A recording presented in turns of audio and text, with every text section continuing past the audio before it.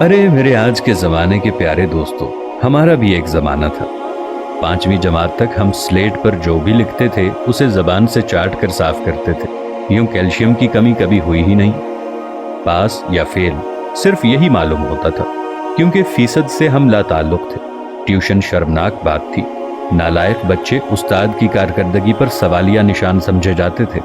کتابوں میں مور کا پنکھ رکھنے سے ہم ذہین اور ہوشیار ہو جائیں گے، یہ ہمارا اعتقاد اور بھروسہ تھا۔ بیگ میں کتابیں سلیقے سے رکھنا سگڑ پن اور باصلاحیت ہونے کا ثبوت تھا۔ ہر سال نئی جماعت کی کتابوں اور کاپیوں پر کورز چڑھانا ایک سالانہ تقریب ہوا کرتی تھی۔ والدین ہمارے تعلیم کے تئیں زیادہ فکر مند نہیں ہوا کرتے تھے، اور نہ ہی ہماری تعلیم ان پر کوئی بوجھ تھی۔ سال ہر سال ہمارے والدین ہمارے اسکول کی طرف رخ بھی نہیں کیا کرتے تھے، کیونکہ ہم میں ذہانت جو تھی۔ اسکول میں مار کھاتے ہوئے یا مرغا بنے ہوئے ہمارے درمیان کبھی انا یعنی ایگو بیچ میں آنے کا سوال ہی پیدا نہیں ہوا۔ انا کیا ہوتی ہے یہ بھی معلوم نہیں تھا۔ مار کھانا ہمارے روزمرہ زندگی کی عام سی بات تھی۔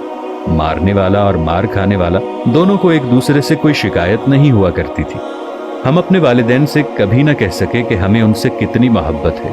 نہ باپ ہمیں کہتا تھا، کیونکہ آئی لو یو کہنا تب تک رائج نہیں تھا اور ہمیں معلوم بھی نہیں تھا، کیونکہ تب محبتیں زبان سے ادا نہیں کی جاتی تھی بلکہ سچ مچ ہوا کرتی تھی۔ رشتوں میں بھی کوئی لگی بندی نہیں ہوا کرتی تھی، بلکہ وہ خلوص اور محبت سے سرشار ہوا کرتے تھے۔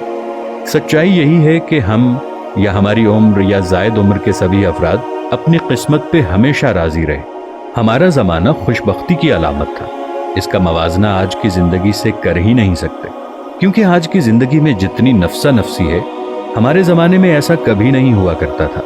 آج کی زندگی میں ہمیں اپنے ساتھ والے پڑوسی تک کا بھی معلوم نہیں ہے کہ ہمارے ساتھ کون رہتا ہے، اس کے حالات کیسے ہیں، اس کی گزر بسر کیسے ہوتی ہے۔ جبکہ ہمارے زمانے میں جب شام کو کچھ سالن وغیرہ پکتا تھا یا کسی کے گھر زیادہ پھل فروٹ آ جاتا تھا تو ایک پلیٹ سالن کی ساتھ والے گھروں میں دیے جانے کا رواج تھا، اور فروٹ لوگوں کے گھروں میں بانٹنے کا رواج تھا۔ اسی طرح ایک دوسرے کے گھروں میں پکنے والے سالن کا بھی پتہ ہوتا تھا۔ آج ہمیں یہ بھی معلوم نہیں ہے کہ کون کتنے بہن بھائی ہیں اور ان کے کیا کیا دوست احباب ہیں، جبکہ پہلے ہمیں دوستوں کے دوستوں تک کا بھی معلوم ہوتا تھا۔ نہ جانے وہ زمانہ کہاں چلا گیا، ہمارا اتنا سکون والا زمانہ تھا۔